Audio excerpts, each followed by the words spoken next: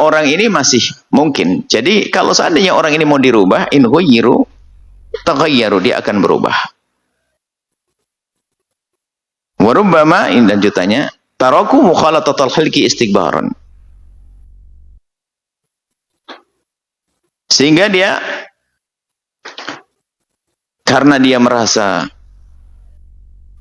sudah oke, bahwasanya dia punya ilmu, mengamalkan ilmunya, berusaha membersihkan hatinya, dan seterusnya.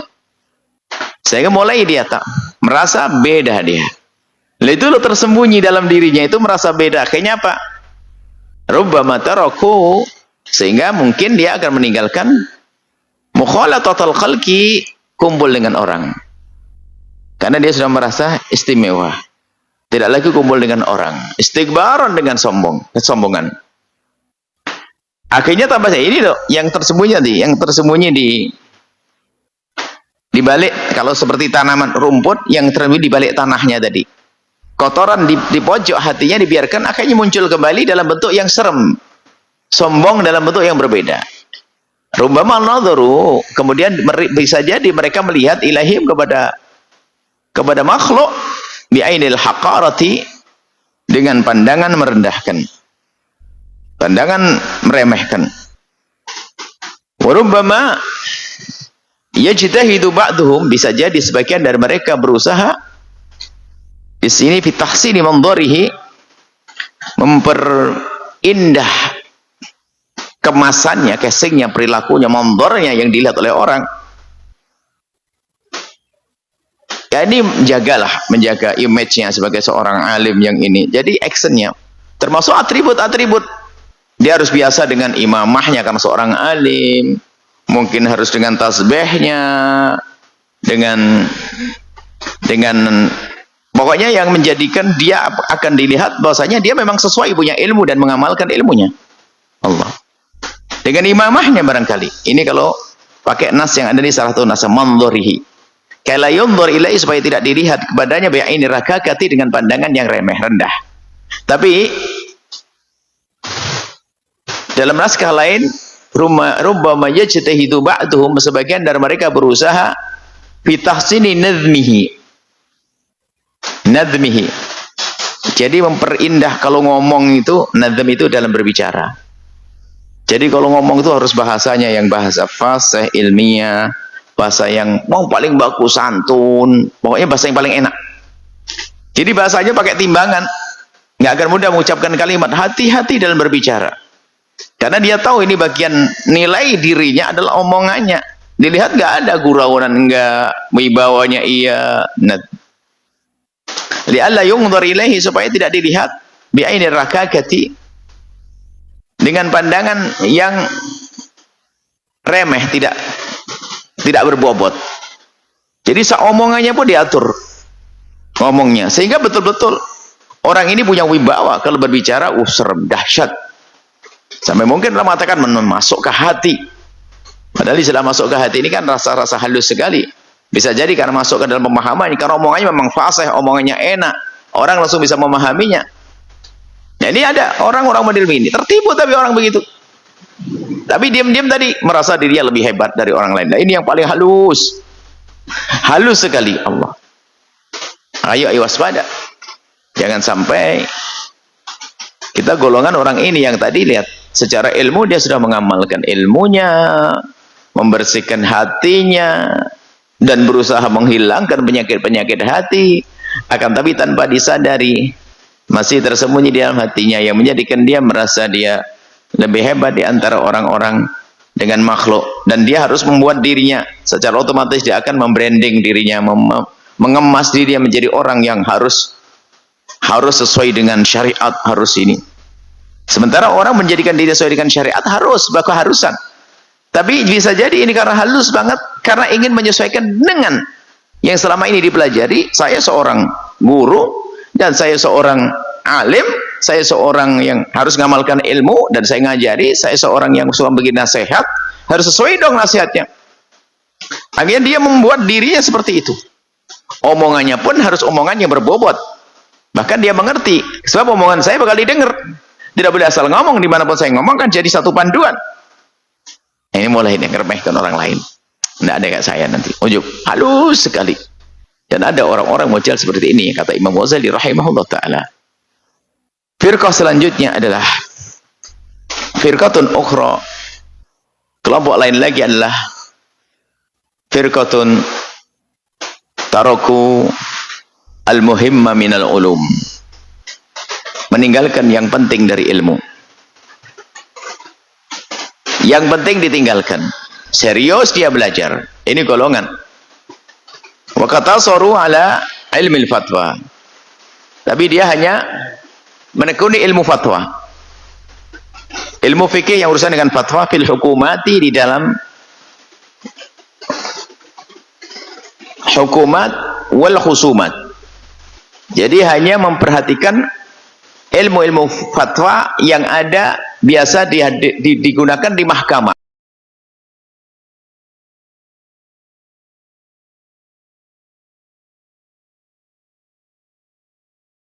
Yang sifatnya ilmu jadi qadhi lah, qadhi, penengah.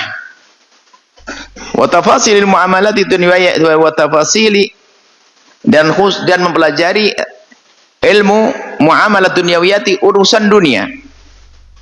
Al-jariyati, yang terjadi bainal khalqi lima salihil ma'ayishi, untuk kelanggengan, keberlangsungan hidup mereka.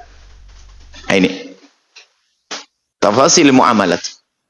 Jadi yang pelajari adalah ilmu-ilmu kayak itu. Ilmu tentang bagaimana menyelesaikan problem pertikaian, jadi qadhi, atau ilmu tentang bagaimana berdagang, bisnis.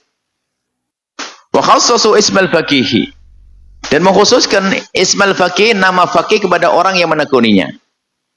Ini kritik Imam Ghazali kepada orang ahli fikih ini sebetulnya. Imam Ghazali sempat juga geli waktu itu dengan orang yang menekuni dunia fikih, tapi ternyata hatinya jauh. Gunjing menjadi biasa, merendahkan orang biasa, hasud subur di hati mereka. Sampai dikatakan menggunjing itu adalah fawakihul fuqaha'i, cemilannya para ahli fikih. Imam Ghazali menangkap itu semuanya. Besamahul fikha, dan menyebut dia ilmu ini fikih. Ilmu tadi ilmu tentang bagaimana muamalat bisnis. Wah, kalau ditanya ini luar biasa. Sedetail-detailnya. Oh, ilmu madhab, atau seperti ilmu madhab dalam berfikih.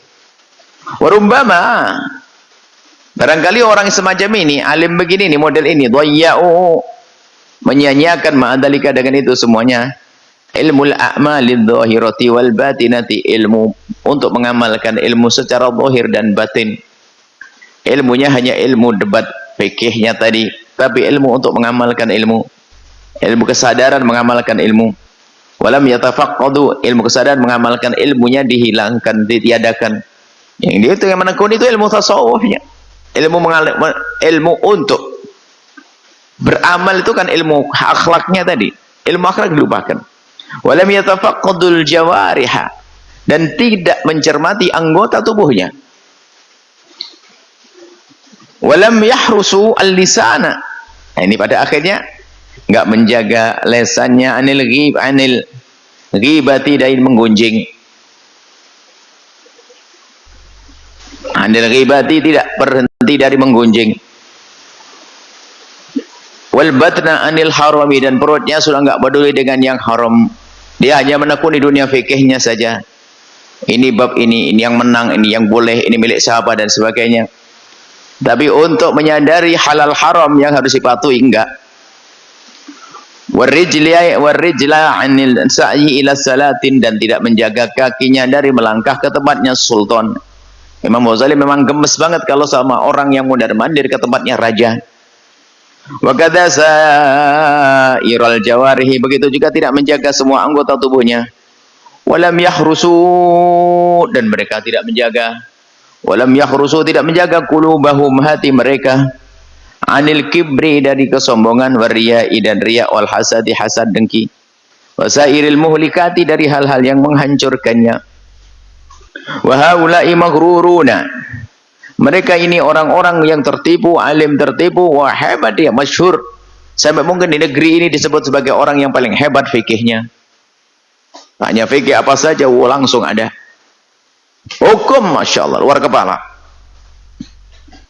Cuman dia tertipu dari dua sisi, min wajhaini. Yang pertama, ahaduhuma, salah satu, min haitsul amalu, dari sisi amal. Qad dzakarna wajha ilajhi, dan telah kami sebutkan bagaimana cara menyembuhkannya di kitab Ihya, di kitab Ihya Ulumuddin. Wa anna mathalahu, perubahan orang ini yang teledor amal, kamathalil marid. Nah, orang-orang begitu hanya sekedar debat ilmu saja, tapi ngamalkan ilmunya enggak. Kamathalil marid, seperti orang yang sakit, alladzi ta'allama, yang mempelajari al-marid,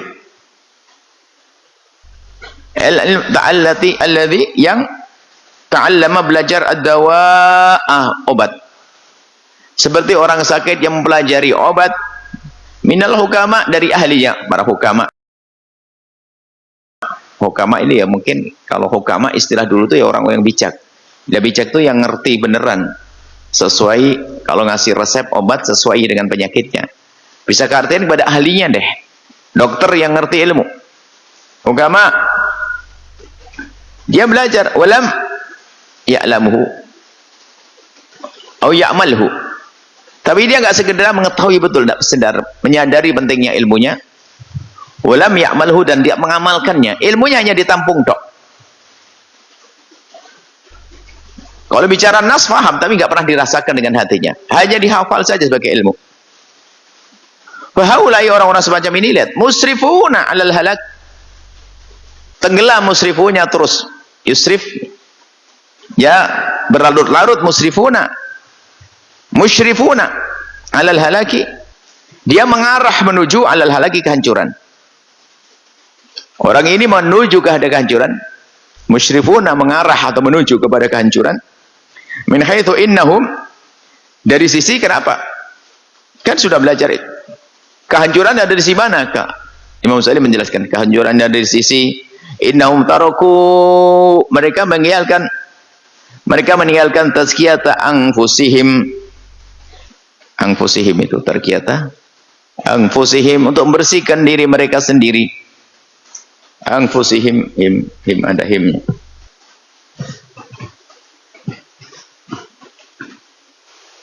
Kemudian wa tahalliha, ya, ini sebagian malah wa takhli, kha, bukan ha.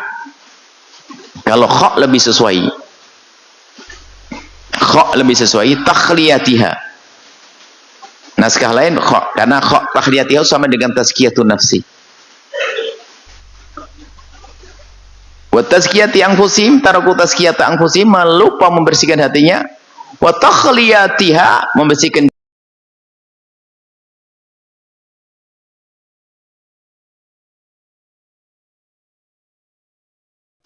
Takhalli itu jadikan satu.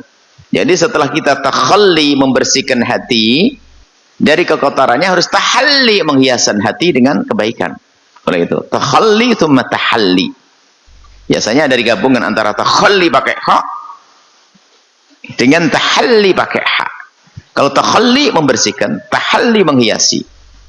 Dan memang proses kita itu untuk memperbaiki itu, ya bersihkan dulu, setelah beres baru dicat yang lebih bagus lagi. Memang gitu. Dua-duanya kayaknya bisa dibenarkan, bisa saja mungkin malah tiga-tiganya. Tazkiyatin anfusihim wa takhliyatiha wa tahalliha wa tahliyatiha pakai hak. Jadi dia hanya sibuk dengan ilmunya, tapi dia tidak sadar kalau dia menuju kehancuran. Kenapa? Karena dia tidak membersihkan hatinya dari kekotoran-kekotorannya. Wastaghalu bi kitabil haid, sibuk dengan belajar di kitab haid. Urusan haid sampai berjilid-jilid. Wadiyat, tentang diyat qatal, bunuhan. Wali'an, dzihar, disebutkan ada dzihar, dihad, di sini dzihar, li'an. Kitab dzihar, maksudnya bab fikih begitu. Ini kan persengketaan semua. Permasalahan fikih. Wadayau amaruhu, menyia-nyiakan umur mereka fiha, dalam ilmu-ilmu seperti itu. Dan ilmu ini bukan tidak penting, yang menjadi masalah ilmu itu menjadikan dia lupa dengan yang lain. Ini biasanya ahli fikih hanya sibuk fikih-fikih. Sehingga biarpun ngerti, wah dia kalau bicara tentang sholat jamaah ngerti khilafnya, khilaf jamaah kata-kata wah, tapi nggak pernah sholat jamaah gitu loh, kurang lebihnya sederhananya.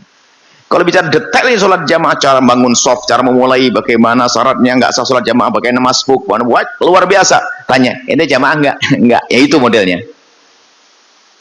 Jamaah nggak pernah. Mungkin sederhananya seperti itu. Wa inna magharrahum, menjadikan dia tertipu, yang menipukan gharrahum, yang menipu mereka adalah ta'dhimul khalq. Orang sudah mengagungkan dia, sudah menyetempel dia, bahasa sekarang branding dia, menyebut dia sebagai seorang yang alim faqih. Itu aja menjadikan terlena. Wa ikramuhum, pengagungan mereka, orang muliakan mereka. Waruju'u ya hadim qadiyan muftiyan. Jadi orang merujuk mereka, menganggap sebagai seorang mufti dan qadi. Orang kembali kepada ini, alim ini, bahwasanya dia seorang qadi, mufti, sudah segala-galanya. Ini menjadikan dia tertipu. So, kalau sudah qadi, jelaskan permasalahan. Mufti yang berikan fatwa.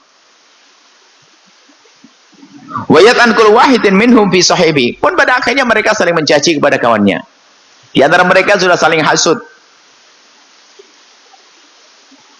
Wa idza ijtama'u zalat ta'nu, kalau kumpul tampak dia enggak ada caci maki, tapi kalau lagi berpisah sudah saling ngomong. Kalau lagi bertemu seolah saling menyanjung, masyaallah. Kidban, tampak ini, tapi diam-diam di belakang sudah ente tahu dia namanya fi. Ada ilmu. Hasud, apa kesombongan tersembunyi di dalam diri mereka. Dan ini harus dicermati, dan begitulah yang disebut Imam Ghazali orang-orang tertipu dari kelas alim, ya, kelas ulama, ahli fikih yang sibuk dengan fikihnya, ternyata itu tadi mengamal ilmunya enggak. Pernah suatu ketika kita dengan guru mulia Dr. Ahmad Ali Thohar Rayyan yang dari Mesir, salah satu guru kami dari Mesir. Waktu itu lagi belajar membahas tentang sholat duha, khilaf bainal imati, khilaf di antara para ulama. Sebagian mengatakan 8 rakaat, sebagian mengatakan 12 rakaat. Khilaf panjang lebar sampai beberapa menit. Setelah beberapa menit, akhirnya beliau bertanya, "Ya ibni, wahai anakku, sholat ente berapa rakaat?" Jawab 2. Ente ini lucu, bahas 8 dan 12, sholat ente 2. Kirain ente mau milih 8 atau yang 12? Enggak ngomong 2, enggak ngambil 12, ngambil 8, hanya kita ngambil 2, ribut saja. Ini kurang lebih gitu, maksudnya apa? Beliau mengatakan bahasanya tidak cukup hanya belajar ilmu. Bahkan waktu kita belajar fikih perbandingan mengenai mazhab, beliau langsung mulai hada ilm kibir, itu ilmu sombong. Ini ilmu sombong. Orang kalau sudah belajar ilmu ini biasanya sombong, nggak mau disalahkan. Fihi qol. Ada pendapat. Salah tidak bisa ngakui kan? Kalau orang tidak ngerti kan enak. Aduh, mohon maaf saya salah. Ini enggak. Kalau sudah kenal fikih perbandingan itu langsung ada pendapat. Bayar ada pendapat. Ada. Nggak mau disalahin. Nggak ada, insya Allah. Terima kasih akhi diingatkan saya. Masya Allah. Nah, sudah mengerti ilmu fikih perbandingan, madhab 3 madhab, 4 madhab, langsung ada fikih, masya Allah, ada pendapat. Allah subhanallah. Dan baca ilmu ulama luas. Nggak mau disalahkan, maksudnya dia pembela diri. Dia ingin membela diri, kalau omongannya nggak salah. Padahal dia salah. Kan paling enak, Allah salah. Ente benar, sadaqta, kau benar. Makasih. Ditulis ilmu orang lain, masukkan. Kalau tidak sombong dia, dafi an khata'ihi, membela kesalahannya. Nah ini halus sekali orang-orang ini. Ahli fikih tertipu dengan kefikihannya. Ini saja, insya Allah kita lanjutkan pada pertemuan yang akan datang. Wallahu a'lam bissawab.